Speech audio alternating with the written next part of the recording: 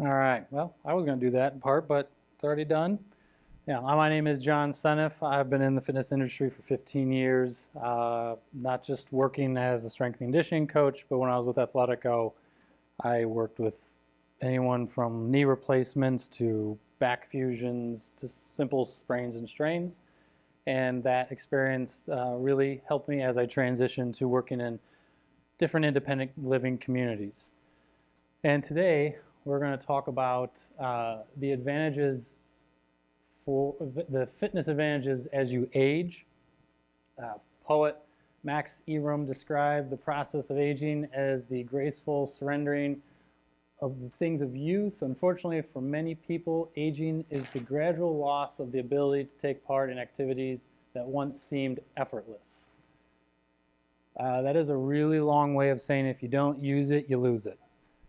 If you don't keep your legs strong and your balance, the muscles deteriorate, they get smaller, they get weaker. As we age, it's easier to sit. One thing I learned working with my wife's grandfather when he had Parkinson's, he kept saying, when I get better, and I kept asking Gramps, what are you doing to get better? Well, I'm waiting. And I realized his generation was taught, you hurt your back, rest your back. You hurt your knee, rest your knee. It feels better, but you didn't fix the problem. You didn't fix what hurt it. And that's one main part of my career that I've been trying to get across is if you're in pain, let's figure out why. Aging is complex. We get weaker. Our immune system, everything, our immune system, our muscular system, our skeletal system, everything deteriorates in some way, and exercise can help all of that.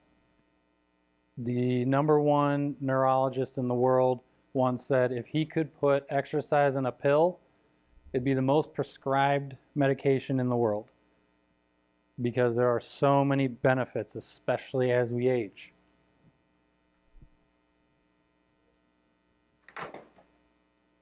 And the biggest thing I tell people is a commitment to physical activity. Make it a priority. Make it part of your schedule. Schedule it.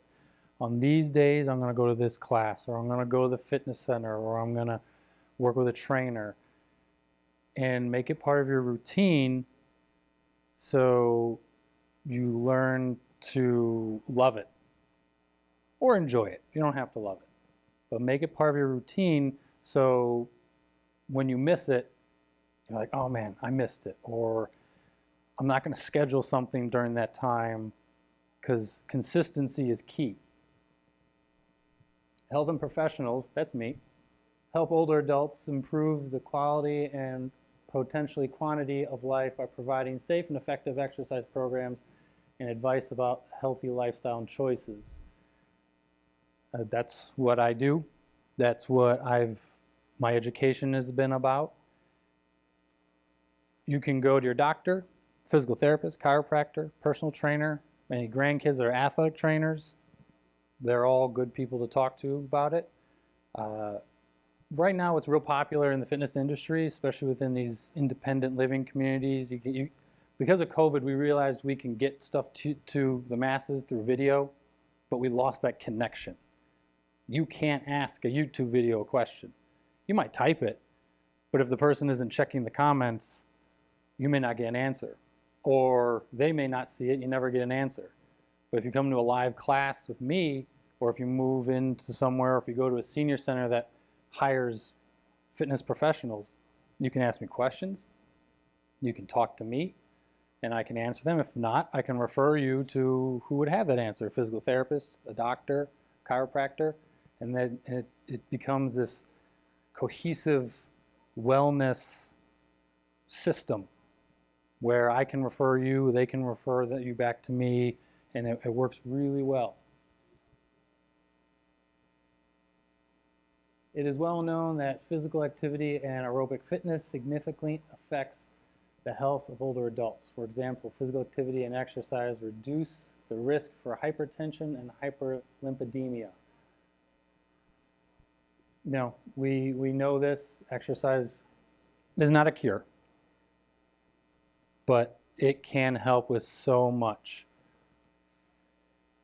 even with just feeling groggy, going to do a little exercise class, people have said they just feel better. The endorphins release. You don't have to go to one of those boot camps where you see the people, they're almost crawling out of the class, they're sweating bullets. They're like, I don't want to do that. You can go find a class at whatever level you would like and enjoy it. Get those endorphins, feel better, and know that your body is enjoying it and getting better. It's a lymph node. Yeah, so it's an overworking lymph node. So physical activity plays a vital role in reducing the effects of aging on most components of the musculoskeletal system. I couldn't get the picture on here, but you might have seen it on the internet. It's been going around for a few years. A picture of a 72-year-old man who'd done triathlons his whole life. And they scanned his leg, and it showed how much muscle mass he had. It was like you could see the bone, all this muscle, a little bit of fat, and then the skin. You could see it was an X-ray or an MRI. Then they showed another 72-year-old who, as soon as they retired, all they did was sit. They just sat all day. It was very little muscle, mostly fat, and the bone was actually a little smaller. And there could be some genetics in there. There could be some health issues in there. It's not a fair comparison, but the person who's been exercising, I'm not saying go do a triathlon, but something, the person who was exercising had more muscle mass. They had more extensibility. They could move around a little bit better. When we sit, we get so tight. Again, another thing you probably heard over the last few years, sitting is for 8 hours is worse than smoking for your body. So getting up, moving, and again, it doesn't have to be every day, all day. And it says up here aerobic. And I don't want you to think you gotta go do a step class or an extreme level class. It could be chair yoga, chair Pilates. Aquasize is great for it because it takes the weight off your joints in the water. You're 1/3 lighter. So what we're going to focus on now is stretching, because for most seniors we get tight. Our joints tighten up, our ligaments, our muscles, our tendons, everything tightens up. And that's the biggest thing I work on with people before strengthening is loosening up. I have some clients, they come in, I ordered an athletic training table. If you've ever been to physical therapy, those big tall tables that aren't very comfortable. And the community I work at now, they're like, why do you need that? Go, let me borrow one from physical therapy for a week. And it was the most popular because people just come in, lay down, and I would just move their joints through their full range of motion very slowly and simply. So as we age, our joints stiffen, and our connective tissues and muscles, they complain. They send signals in the brain. This, I don't like it. It hurts. And that's where you get those stiff joint pains.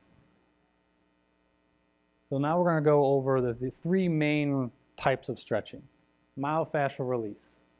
You might know this as foam rolling. If you ever had to foam roll at physical therapy or with your chiropractor, if you ever had to foam roll the outside of your quad, you probably called your physical therapist a few not nice names because the IT band can really hurt when you foam roll it. A lot of people come to me and say, John, I can't foam roll like this. I don't, my wrists hurt, my shoulder hurts, I can't do that. There's lots of different ways to foam roll. You can even have someone foam roll you. You lay down, they push the foam roll onto you. But the biggest mistake people make when foam rolling, they go fast. Our muscles aren't dough. We're not making dough. It's slow. And people, I ask them, why are you going fast? Well, I find those spots that hurt, and I try and get away from them. Those spots that hurt are the knots. They're the adhesions, trigger points, areas of hyperirritability. That could be a tight muscle or a tight muscle part of your muscle. And what happens, a lot of science words up here, the myofascial trigger points, you push the foam roll on it, and it actually sends a signal to the brain, hey, relax. And then the brain will send a signal back down the muscle, relax. And what else happens? So some people will think of this and go, oh, I'll go get a massage. Massage and self-myofascial release are similar, but they are different. A massage can feel good. Foam rolling can feel good, but most people don't tell me it feels good. But when they're done, they do say, man, I feel looser. I feel better. I feel it gets the blood flowing a little bit without exercising. So someone can push the foam roll on you, or you might have seen those, that's called a tiger stick. But again, don't go real fast. It's slow. Find those points. You know, when I would see someone kind of jump, ooh, I found that spot. And I'm going to hold it there. They don't have to, you know, it doesn't have to be torture. You can also tell them, hey, back off. Go, you know, push a little harder. You know, communicate. And you want to hold it for about 30 seconds. Some people say hold it until the pain goes away, but sometimes that knot is in there.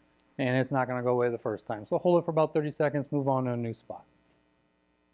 And those, if you think about those knots, think about if you had a bunch of rubber bands and they're all straight, but then you tied a knot in the middle of those rubber bands. The rubber bands don't move very well, right? There's a knot. This, when it squeezes that knot, it undoes the knot so the muscle fibers, the rubber bands, go back in alignment and they can move properly. And you can get range of motion just by foam rolling.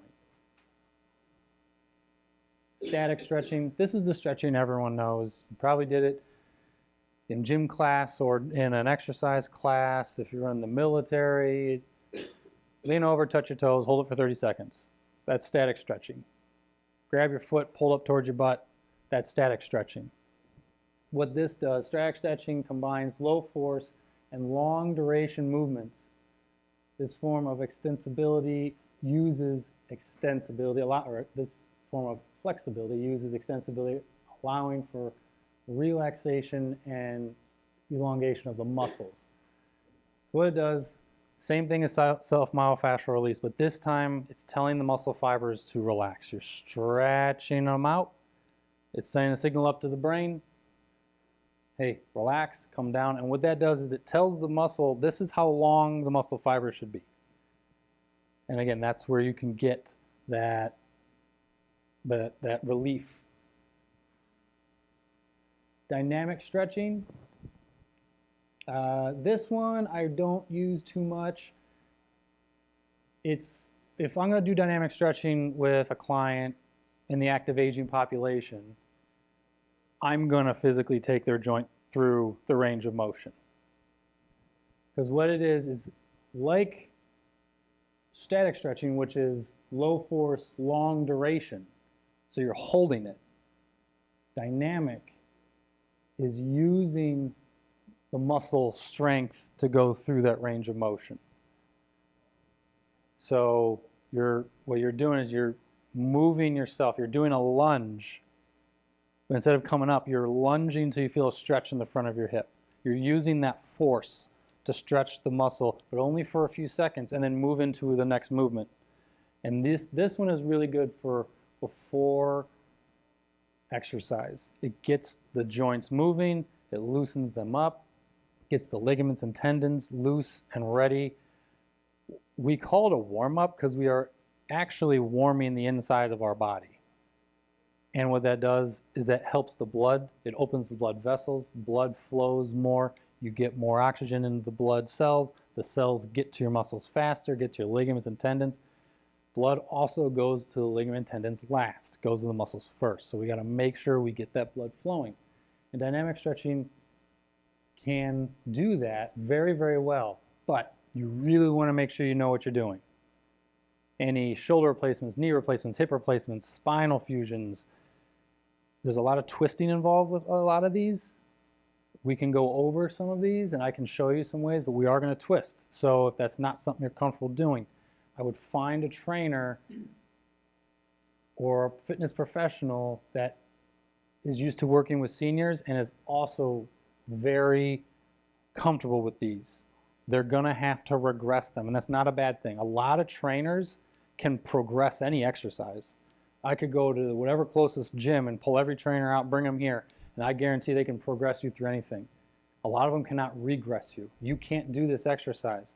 and you'll hear, keep going. No, they need to have that knowledge to regress, give you the same exercise, a different way to get the same benefit so you can build up to that exercise. That could be your first goal.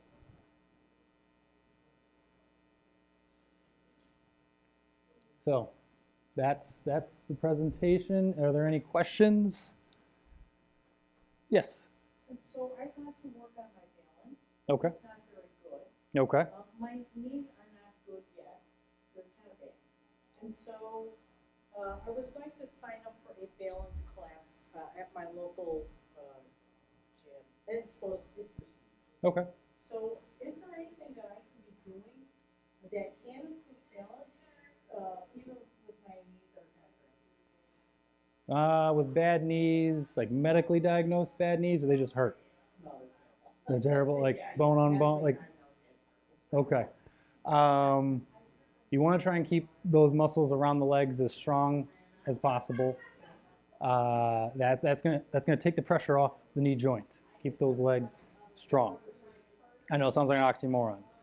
You gotta possibly do bending exercises when your knees hurt, but you do your best. But with balance, you can work on that without bending. So just standing with, I'll stand so that everyone, you can stand with both feet together like this. Even though this is easy, it is balance. So my base is narrower. So my feet are narrower than my hips. So my hips actually have to activate a little bit more than if I was like this. So I take my base and I make it narrow. Always have something in front of you, chair, counter, but you can even go one step forward, 1 foot in front of the other. Oh, yeah. I'm doing a home program now that doesn't do that. Yeah. I was just wondering if it's It is. So balance is hard because people don't really see it's the hardest to see results. Because you're using such fine muscles. The biggest thing I always ask people, did you have a stumble? Oh, I had one a little bit ago. Did you fall all the way down? No. Would you normally? Yes. You're improving. Or did you step off a curb and you caught yourself? Or did you catch the edge of are you catching yourself? Or are you feeling more confident? So that's one way. It is hard to measure. Yeah. So any other questions? Yes. Stiff backs. Any surgeries? Any injuries? No. Unfortunately, I spent 3 days in the hospital last week. Okay. Irritated. I went in for something else and I came out with that pain. Okay. So some simple seated stretches. I don't want to sit on the microphone. Put your feet forward, as far forward as you are comfortable. Try and keep your legs straight. Reach for your toes. If you're not comfortable balance-wise, you can always take your hands, place them on your legs for a little support. You're going to lean forward. You're going to hold this for about 30 seconds. You can do it 2 to 3 times. Then you're going to grab one leg. You're going to pull it up as high as it will go. Well, again, all these for about 20 to 30 seconds. 2 to 3 times. And you grab the other one. And then you're going to take one leg, if you can, if you don't have any hip replacements or knee replacements, put one leg up like this, but you're going to lean forward. And if you have a tight back, just doing this is probably going to be, you're going to feel a little stretching. If this is too much, you can also cross your legs and lean forward again. That's a less intense version of that. But this one, everyone always says they feel, this one really helps the back. It's called the ragdoll. So you lean forward, like a ragdoll, you'd sit up, what would it do? Fall forward. You lean forward, you're going to lay on the top of your legs and relax. Completely relax your back. And if you need to, give your legs a hug, all right, when you do it. And that's what that's going to do. It's going to stretch everything in the low back. Those are some simple, just chair exercises that are good for the low back. That one I don't just use with the residents at our community. The employees come to me for that one. You know, they're sitting there, you know, on their desk all day. Oh, John, my back's killing me. Come here. You know, show them, take them through that, and then I'll get an email. Oh, my back feels great. And then a few months later, they'll stop. It hurts again. Do the routine. So that's a simple way. Do that once a day. Do all those, that whole kind of little routine once a day. That should strengthen it. But yeah, it's most likely you're in the hospital. Your hamstrings and your glutes are real tight. Just going to loosen those up. Any other questions? No? Yeah, do you want to do some exercises real quick?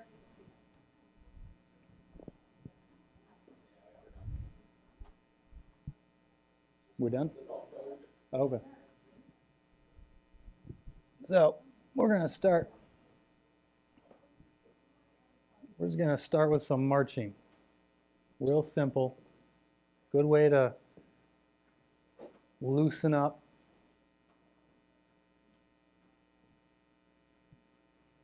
This is good for the core. Pull your belly button in towards your stomach when you're doing this. Squeeze these core muscles.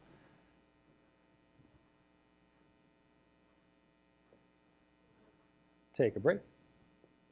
Then we're going to do some shoulder shrugs, but when you bring your shoulders up, then pull them back. Up and back. We want to get those shoulders back. Up and back. Up and back.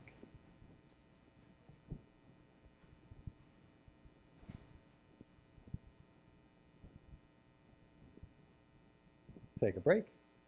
Then you're going to stick your arms out like this. We're going to make little circles. What this exercise does is it strengthens all the little muscles in our shoulders. Most of the injuries we have are in the isometric plane, and that's when all our muscles have to tense around a joint to protect it. Change the direction of your circles. And this exercise is going to help strengthen all of those muscles. About 15 reps each direction. Take a break. Next one, we're going to go up on our toes. We're going to strengthen our calves. 2, 3, 4, 5, 6, 7, 8, 9, 10, 11, 12, 13, 14, 15. Next one, straighten one leg out. If you have the room, you may not have it. And straighten the other leg out. We're going to alternate legs. 4, 5, 6, 7, 8. Squeeze that muscle up here. So we're working on this quad. This is a good exercise to strengthen the quad.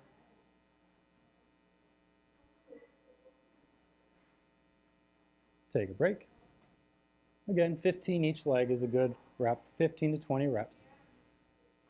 If that's too many, work your way up. Do as many as you can, up to 15 to 20. Next one, you're going to put your arms down by your side. If you have the room, you're going to bring your arms out to the side like this, and then down, up and down like you're flapping your wings, like a bird. Don't hit your neighbor. 4, 5, nice and slow and controlled. 6, 7, 8, 9, 10, 11, 12, 13, 14, 15.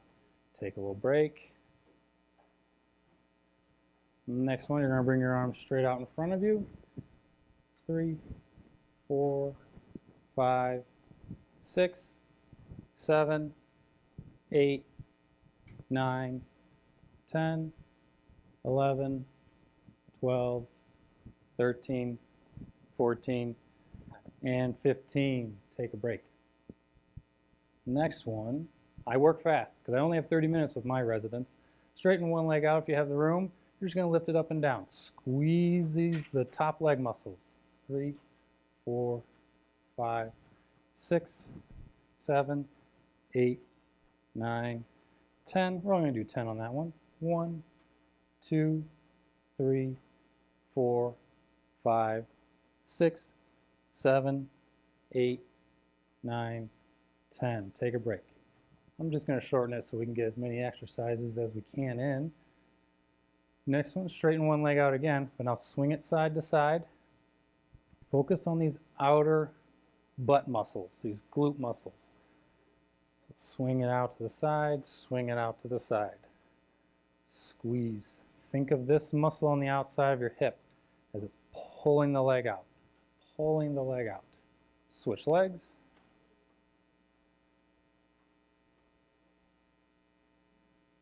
These are very simple exercises, good to get started with. Or if you're coming off physical therapy or surgery and you just don't quite know where to start, these are all good exercises to start with. Take a break. Next one, we're going to reach forward and back. Reach and pull. Reach and pull. Pull those elbows back. Squeeze. Pinch your shoulder blades together. Pinch your shoulder blades together. Pinch. Pinch. Get those shoulders back. Take a break. Now we're going to do that one again, but I'm going to add a step. So you're going to reach forward, pull back, reach up and down. Forward, back, up, down. Forward, back, up, down. Forward, back, up, down. Take a break. Good. Next one, we're just going to step side to side. Again, working on those outer glute muscles. The outer glute muscles are going to be your friend when it comes to balance. So you want to squeeze. Don't just stick your foot out like this. Focus on moving that knee. Don't worry about the foot. Move the knee. Take a break. All right, well, let's stretch a little bit. So put your feet out in front of you and reach for your toes. We're going to hold it. We're going to hold it for a few seconds.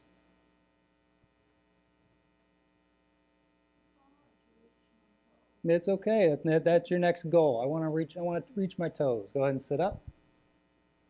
Grab one leg. You're going to pull that knee up towards you. You can grab where I'm grabbing, right in front of the knee, or you can grab underneath the thigh if you're more comfortable with that. Switch legs. You want to do these for about 30 seconds. I'm going a little shorter so I can show you more exercises. Take a break. Next one, you're going to take one arm, bring it across your body. With the other hand, grab right by the elbow, pull that arm towards you.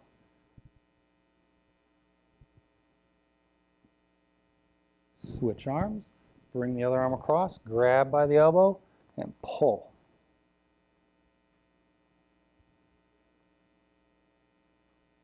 Take a break. Next one, bring your hands together like this.